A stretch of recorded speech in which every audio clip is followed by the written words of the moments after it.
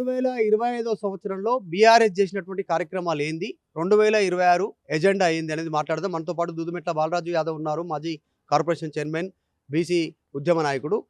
దూదుమెట్ల బాలరాజు గారు, 2025లో సక్సెసా బీఆర్ఎస్? 100% ప్రజల కోసం పనిచేయడంలో బీఆర్ఎస్ పార్టీ సక్సెస్ అయింది. ప్రజాక్షేత్రంలో ఉండడంలో బీఆర్ఎస్ పార్టీ సక్సెస్ అయింది. కేసీఆర్ గారి మార్గదర్శకంలో, కేటీఆర్ గారి నాయకత్వంలో మా పార్టీ వర్కింగ్ ప్రెసిడెంట్గా ఇవాళ అన్ని సందర్భాల్లో విజయవంతమైనము. ఎందుకంటే ఒకవైపు అధికారం ఉన్నటువంటి కాంగ్రెస్ పార్టీ ప్రజలకు అనేక హామీలు ఇచ్చింది. సుమారు 420 హామీలు ఇచ్చింది. ఈ 420 హామీలు అమలు చేయకపోతున్న సందర్భంలో బీఆర్ఎస్ పార్టీగా ప్రజల మధ్య నుండి ప్రజల పక్షాన నిలబడి ప్రజల పక్షాన కొట్లాడడంలో బీఆర్ఎస్ పార్టీ విజయవంతమైందిగా నేను భావిస్తూ ఉన్నాను. ఇవాళ రైతు రుణమాఫీ రాకపోతే రణరంగం చేసింది బీఆర్ఎస్ పార్టీ. అదేవిధంగా ఇవాళ హైడ్రా పేరుతోటి హైదరాబాద్లో విధ్వంసం చేస్తానంటే ఆ హైదరాబాద్ ప్రజలకు, పేద ప్రజలకు అండగా ఉన్నది బీఆర్ఎస్ పార్టీ. ఇవాళ అనేక సందర్భాల్లో మీరు బతుకమ్మ చీరని ఎత్తేస్తే అదే దీపావళి సందర్భంలో, అదే బతుకమ్మ సందర్భంలో బతుకమ్మ చీరలను ఇచ్చింది బీఆర్ఎస్ పార్టీ. కేసీఆర్ వల్ల కేసీఆర్ కిట్ వల్ల కేసీఆర్కి పేరు వస్తుందని చెప్పేసి మీరు కేసీఆర్ కిట్ని బంద్ చేస్తే ఇవాళ కేసీఆర్ కిట్ను కూడా మా వర్కింగ్ ప్రెసిడెంట్ కేటీఆర్ గారి నాయకత్వంలో కేసీఆర్ కిట్ను పంచి కేసీఆర్ కిట్ గిది అని చెప్పేసి సందర్భాలు ఉన్నాయి. అనేక సందర్భాల్లో కాంగ్రెస్ పార్టీ నాయకత్వం, కాంగ్రెస్ పార్టీ ముఖ్యమంత్రి రేవంత్ రెడ్డి చేస్తున్న ఈ యొక్క అరాచక పాలనకు వ్యతిరేకంగా ప్రజల మధ్యన, ప్రజలతోటి, ప్రజల పక్షాన నిలబడి కలబడి కొట్లాడి రణరంగం చేసింది మాత్రం బీఆర్ఎస్ 2025 సంవత్సరంలో. కాబట్టి ఇది 2025 ఖచ్చితంగా మంచి సంవత్సరంగా బీఆర్ఎస్ పార్టీకి భావిస్తూ ఉన్నాం.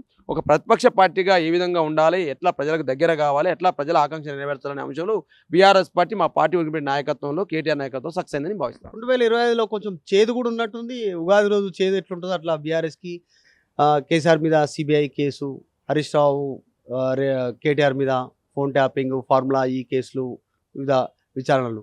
దీంతోపాటు ఇంకా అత్యంత కీలకం, కేసీఆర్ గారాల పట్టి బయటకు పోయినటువంటి పరిస్థితి, సస్పెండ్ చేసినటువంటి పరిస్థితి, ఆమె మీపైనే బాణం. అది కూడా ఇలాంటి చేదు వార్తలు కూడా ఉన్నట్టున్నాయి. నేనేమంటే రాజకీయాల్లో అప్ అండ్ డౌన్స్ ఉంటాయి. బీఆర్ఎస్ పార్టీగా, నాటి ఉద్యమ పార్టీ టీఆర్ఎస్ పార్టీగా అనేక రకాల ఒడిదొడుకులు చూసినాం, కష్ట నష్టాలు చూసినాం, సాధక బాధకాలు చూసినాం, అనేక రకాల ఇబ్బందులను చూసినాం. ఇవాళ గతంలో రాజశేఖర రెడ్డిని చూసింది కదా, గతంలో కిరణ్ కుమార్ రెడ్డి చూసింది కదా, గతంలో చంద్రబాబు నాయుడు కూడా చూసింది కదా బీఆర్ఎస్ పార్టీ. బీఆర్ఎస్ పార్టీలో ఏదో పుగల పుడుతుంది, మగల మాగమైద్దని చెప్పేసి మాట్లాడిన నాయకులను చూసినాం. ఆ నాయకులు మా కళ్ళ ముందు కథమైన సందర్భాలు కూడా చూసినాం ఇవాళ. కాబట్టి రాజకీయాలు అన్నాక కొన్ని సందర్భాల్లో చేదు ఉంటుంది, కొన్నిసార్లు తీపి కూడా ఉంటుంది. దాన్ని ఖచ్చితంగా ఆస్వాదించాల్సిందే, రెండు కూడా ఆస్వాదించాల్సిందే, సమానంగా ఆస్వాదించాల్సిందే. ఆ క్రమం కూడా బీఆర్ఎస్ పార్టీ అట్నే ఆస్వాదిస్తాం. డెఫినెట్గా మేము మాట్లాడేది మాత్రం ప్రజలకు చేదు చేస్తూ ఉంటే మాత్రం బీఆర్ఎస్ పార్టీ చూస్తూ ఊరుకోదు. ఇవాళ అధికారంలో ఉన్న కాంగ్రెస్ పార్టీ రేవంత్ రెడ్డి ఇవాళ తీపి హామీలు ఇచ్చినాడు, 420 తీపి హామీలు ఇచ్చినాడు. ఇవాళ రైతాంగాన్ని విషయంలో కావచ్చు, నిరుద్యోగుల విషయంలో కావచ్చు, మహిళల విషయంలో కావచ్చు, వృద్ధులు వితంతువుల విషయంలో కావచ్చు, అదేవిధంగా అన్ని సబ్బండ వర్గాల ప్రజలు, ఇవాళ మైనార్టీస్ కావచ్చు, బీసీస్ కావచ్చు, ఎస్సీలు కావచ్చు, ఎస్టీలు కావచ్చు, ఈ వర్గాల ప్రజలకు ఏదైతే ఈ వర్గాల ప్రజలకు తీపి వార్తలు మాత్రం ఎలక్షన్ మేనిఫెస్టోలో ఇచ్చినారు. కానీ ఇలా చేదు వార్తలు మాత్రం చేస్తూ ఉన్నారు. కాబట్టి ప్రజలకు చేదైతుంటే బీఆర్ఎస్ పార్టీ చూస్తూ ఊరుకోదు, డెఫినెట్గా యుద్ధమే చేస్తుంది. ఆ యుద్ధ క్షేత్రంలో మా పార్టీ వర్కింగ్ ప్రెసిడెంట్ గారు కేటీఆర్ గారు చాలా ముందున్నారు. ఆ కేటీఆర్ గారి యొక్క నాయకత్వంలో మా పార్టీ సైన్యం అంతా కూడా పనిచేస్తూ ఉంది. ఆ క్రమంలోనే మేము ఎక్కడ కూడా తగ్గలేయాలా. ఇలా అంటారుగా బీఆర్ఎస్ పార్టీ పని అయిపోయిందన్న వాళ్ళకు జూబ్లీహిల్స్ ఎలక్షన్ నిరూపించింది. వీళ్ళే ప్రత్యామ్నాయం తెలంగాణలో, వీళ్ళే ప్రతిపక్షం అని చెప్పి జూబ్లీ ప్రజలు ఓట్లేసినారు కదా. మాకు ఏదైతే పార్లమెంట్ ఎలక్షన్స్లో మొత్తం జూబ్లీహిల్స్ ఎలక్షన్లో మీకు 16,000 వచ్చినాయి, 18,000 వచ్చినాయి అంటే జూబ్లీహిల్స్ యొక్క బైపోల్ ఎలక్షన్లో మాకు 74,000 ఓట్లు వచ్చినాయి. అంటే జూబ్లీహిల్స్ ప్రజలు సర్పంచ్ ఎలక్షన్స్ వచ్చింది నిన్నగాక మొన్న. సుమారు 12,000 గ్రామ పంచాయతీలలో ఎలక్షన్ జరిగితే సుమారు 4,000 పైచులకు గ్రామ పంచాయతీలలో ఇలా కాంగ్రెస్ పార్టీతో 50% ఓట్లు సీట్లను గెలవగలిగినాం కదా.